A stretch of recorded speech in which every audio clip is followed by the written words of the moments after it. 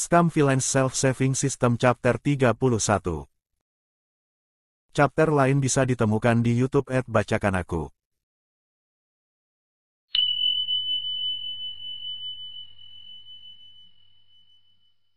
Dalam sekejap mata, 3 tahun telah berlalu. Selama 3 tahun itu, kecuali saat Liu Qingge membantunya membersihkan meridian dari racun atau Mu Qingfang membuatkan obat untuknya, Shen Qingqiu menugasi beberapa murid untuk mengawasi pelatihan di puncak Qingqing dan menghabiskan sebagian besar waktunya untuk berkeliaran di luar. Dalam kehidupan terakhirnya, ia menghabiskan sebagian besar waktunya di rumah untuk bermain video game dan membaca novel. Ketika dia terlahir kembali di tempat ini, semua hiburan yang berhubungan dengan komputer telah hilang.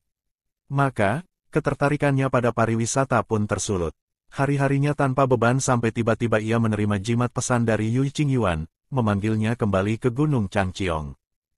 Dia telah pergi begitu lama sehingga bahkan bayangannya tidak bisa dilihat, jadi kali ini ketika dia kembali ke sekte, murid puncak Qingqing berkumpul di depan sekte untuk menyambut tuan mereka kembali. Melihat Shen Qingqiu perlahan naik, mereka semua bersorak dan bergegas mengelilinginya. Murid utama, Ming Fan, sudah menjadi pria muda yang tinggi. Meskipun dia tidak tampan, setidaknya dia tidak terlihat seperti monyet berwajah tajam dengan wajah karakter umpan meriam kecil. Ning Yingying telah tumbuh menjadi gadis muda yang cantik dengan sosok yang anggun. Dia juga telah mengambil pedang abadi miliknya sendiri dari puncak Quanjian. Ketika dia melihat Shen Qingqiu, dia bergegas dan memeluk lengannya saat mereka berjalan. Meskipun gadis kecil yang manis itu suka merangkulnya, Shen Qingqiu tidak tahan karena tubuh Ning Yingying telah berkembang dengan baik. Dia bukan lagi loli kecil yang lucu. Dadanya sesekali menyentuhnya secara tidak sengaja, membuat wajah tanpa ekspresi Shen Qingqiu berkeringat dingin. Ini adalah istri Luo Binghe. Aku tidak akan berani.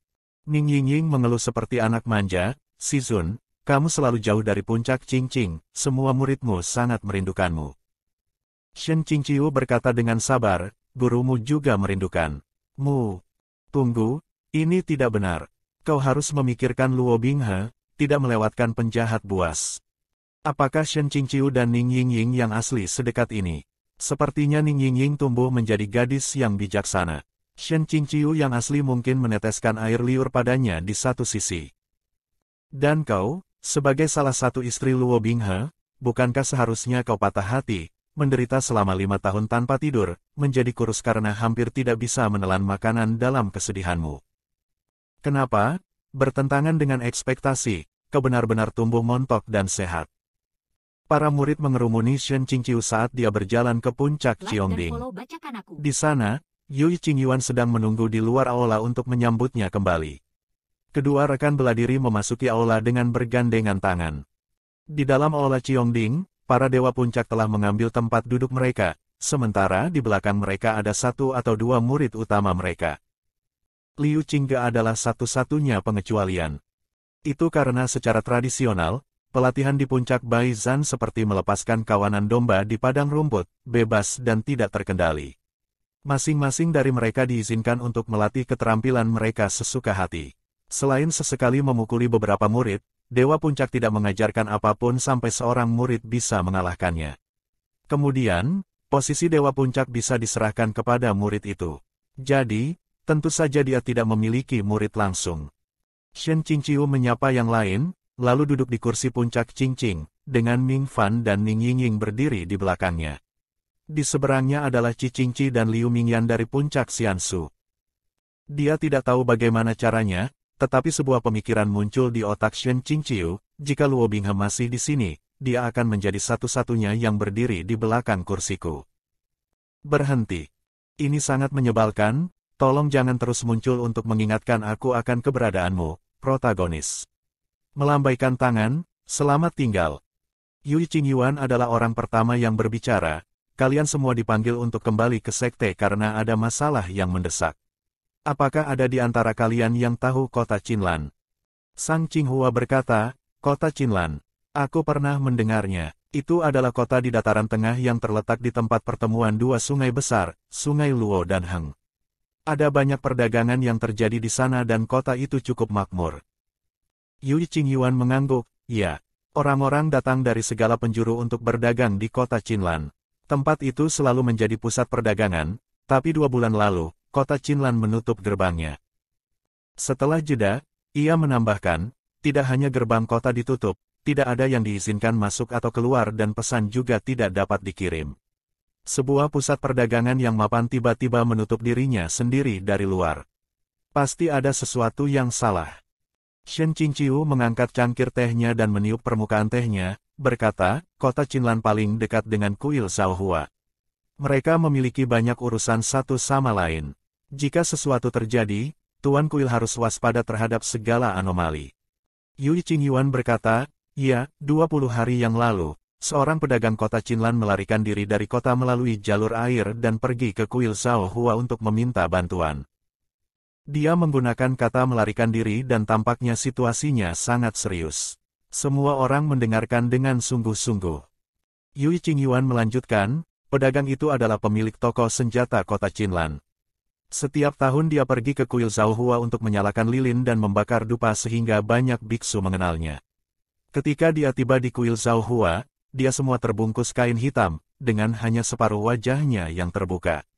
Dia pingsan di tangga kuil sementara dia terus mengulangi bahwa ada wabah yang mengerikan di kota itu. Para biksu segera membawanya ke aula dan melapor kepada para tetua. Namun, pada saat para tetua keluar, itu sudah terlambat. Mati. Yui Qingyuan berkata perlahan, pedagang itu telah berubah menjadi kerangka. Shen Qingqiu ketakutan. Dia hanya mengatakan bahwa pria itu lelah ketika dia tiba di pintu kuil, bagaimana dia tiba-tiba berubah menjadi kerangka. Shen Qingqiu berkata, Zhang Men Sesyung baru saja mengatakan bahwa tubuh pedagang itu terbungkus kain hitam. Dari kepala sampai kaki. Yui Qingyuan berkata, tepat. Selama waktu itu, para beko mencoba membantunya melepas kain hitam itu, tetapi dia berteriak kesakitan sehingga mereka tidak berani menariknya dengan paksa. Mendengarkan kata-kata ini, mungkin seperti merobek kulitnya. Yui Qingyuan melanjutkan, kepala biara Zhaohua sangat terganggu. Setelah beberapa diskusi, malam itu juga mereka mengirim Tuan Wu Chen, Wu Huan, dan Wu Nian untuk menyelidikinya. Sejauh ini tidak ada dari mereka yang kembali. Dibandingkan dengan generasi Shen Qingqiu, generasi Wu memiliki senioritas yang lebih tinggi, oleh karena itu kultivasi mereka seharusnya tidak lebih buruk darinya. Shen Qingqiu berkata dengan sedikit terkejut, tidak ada yang kembali. Yui Qingyuan mengangguk dengan sungguh-sungguh dan berkata, Istana Huanhua dan Tianyi Overlook juga mengirim lebih dari 10 murid. Tak satu pun dari mereka yang kembali. 3 dari 4 sekte besar semuanya telah terseret ke dalam kekacauan ini. Shen Qingqiu tiba-tiba menyadari mengapa mereka dipanggil hari ini. Benar saja, Yui Qingyuan berkata, teman kami mengirim pesan ke sekte Gunung Changqiong, meminta bantuan kami. Kami pasti harus mengirim bantuan. Masalah ini mendesak dan aku khawatir beberapa yang lain yang suka menimbulkan masalah mungkin berada di balik ini. Beberapa dari kita harus pergi dan beberapa dari kita harus tetap tinggal. Yang lain, tentu saja, mengacu pada iblis.